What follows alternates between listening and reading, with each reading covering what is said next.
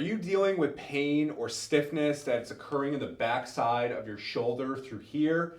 Well, you're in the right spot. Today's video is all about how to eliminate that pain in that particular area. And we're gonna go through a 3-step process to do this. I'm Dr. Brian, this is Movement is Mandatory, and let's get ready to move.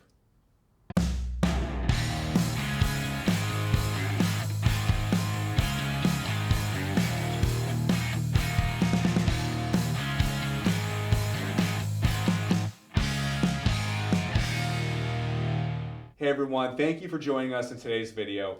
What you're going to need today is a foam roller. If you look in the description below, we do have a link to the one that we really like, but any foam roller will do for this particular video.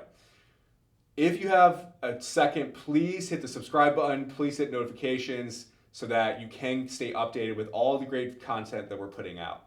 We're gonna go through 2 different mobility drills with the foam roller, and then we're gonna go through an activation drill. So we're gonna really try to turn off those overused muscles that we typically see when we start to have the back of the shoulder pain. And then we're gonna go through an activation drill to get that stress back to where it's supposed to be. So what we're gonna start with, and we're gonna do both sides. And the reason why we do both sides is even though, let's just say your right shoulder's bothering you, sometimes the culprit can be the left. So I typically say in the clinic, we don't want you to run around in circles if we just do one side. So we're gonna do both just to make sure that we're down regulating or turning off, relaxing any compensatory muscles or actions that are happening on either side. So to start, we're gonna start with the right side. Doesn't matter which side you start with, but we're just gonna do right. So what this technique is not just rolling with your foam roller. We're doing what is considered a pin and stretch. And what that is I'm gonna lay that roller right on my side, about chest height, right on that lat. The lat's a huge muscle that gets overused. And what we're gonna do is we're gonna lock it in place with the other hand. I'm gonna keep my right palm up and I'm pressing overhead. So I'm gonna do 5 presses at about that chest height. And what we're looking to do is as I get towards the top, I should feel restriction in that tissue that's underneath that foam roller. After I do 5, I'm gonna roll up another spot towards my armpit. And just so you guys can see it from this angle, is what we're trying to do is we're trying to make sure that as we press up, we keep palm up, and we try to work it back behind our head. That's what's gonna really help turn off that lat tissue that may be contributing to that back of the shoulder pain.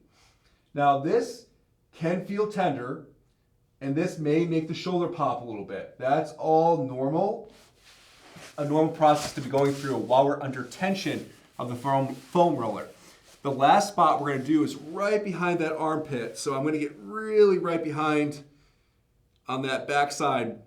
And this is where it's gonna be most tender and most restrictive to that overhead motion.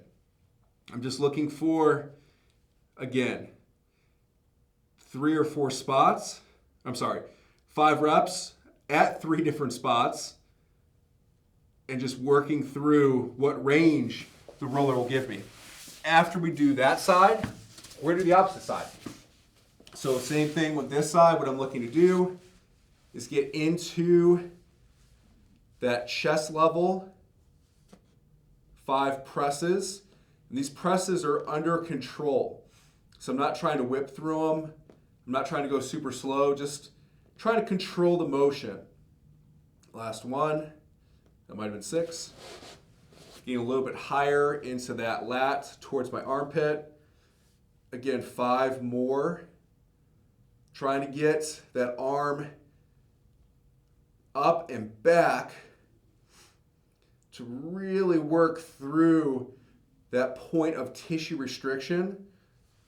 And then last one, right behind that armpit where it's nice and tender. Now, if you're having a hard time feeling this, you can kind of rock back and forth till you find that spot. I'll tell you, once you know, it's there. And everyone's gonna have, even if it's the side that doesn't hurt, you're gonna feel some type of restriction. We're just constantly using these lat muscles because our lives are in front of us. So this is gonna be good to do just in general for good overall orthopedic performance. All right, so now after we've done 3 spots, 5 presses on each, we're gonna go back to the right, and what we're gonna do is we're gonna get actually right behind that shoulder.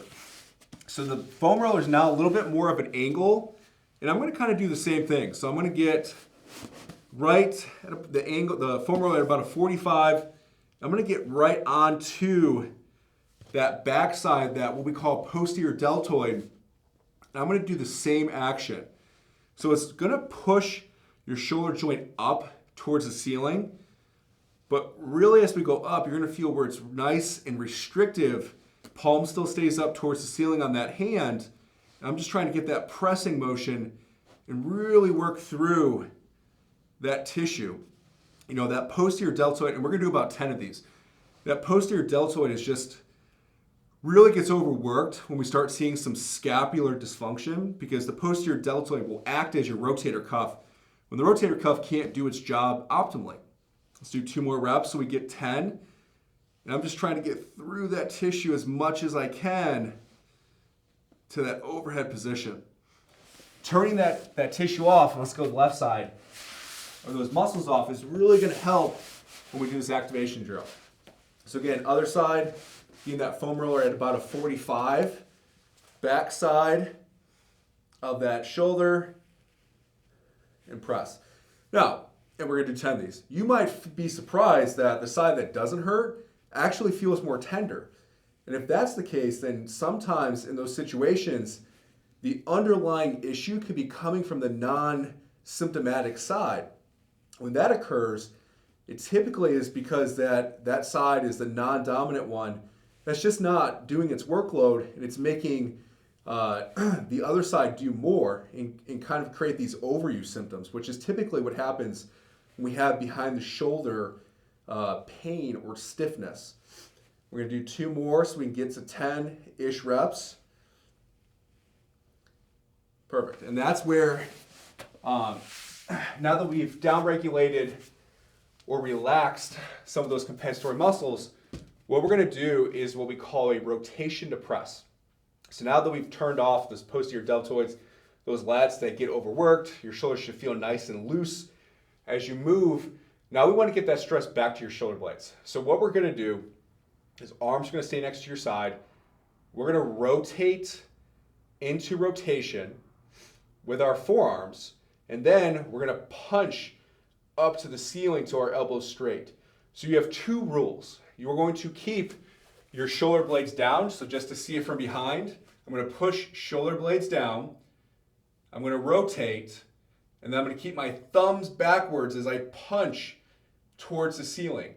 So what we don't wanna do is this. We don't want our thumbs to be pointed towards each other. They should be backwards, and we don't wanna shrug. We wanna keep our shoulder blades down as we press up, which is gonna really help you feel that shoulder blade down towards the backside. I see from here, rotation and press. So there shouldn't be any stress on the backside of your shoulder. It should all be back here towards, right in that shoulder blade. And what we're gonna do is 10 of these reps. So I rotate, press, and if you feel like you have to do this compensation or chicken wing, if you go directly overhead, just go in front a little bit. As long as you apply those 2 rules, which are shoulder blades down, thumbs backwards, then that's gonna get that stress back to your shoulder blades, which allows your rotator cuff to do its job. Let's do 5 more reps. Rotation, punch and press.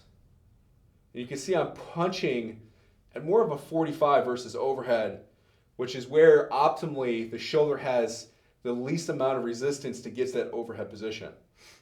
2 more reps. Rotation, press, rotation, and press. Now your shoulders should feel nice and loose. There shouldn't be, you can check, go into those different ranges of motion.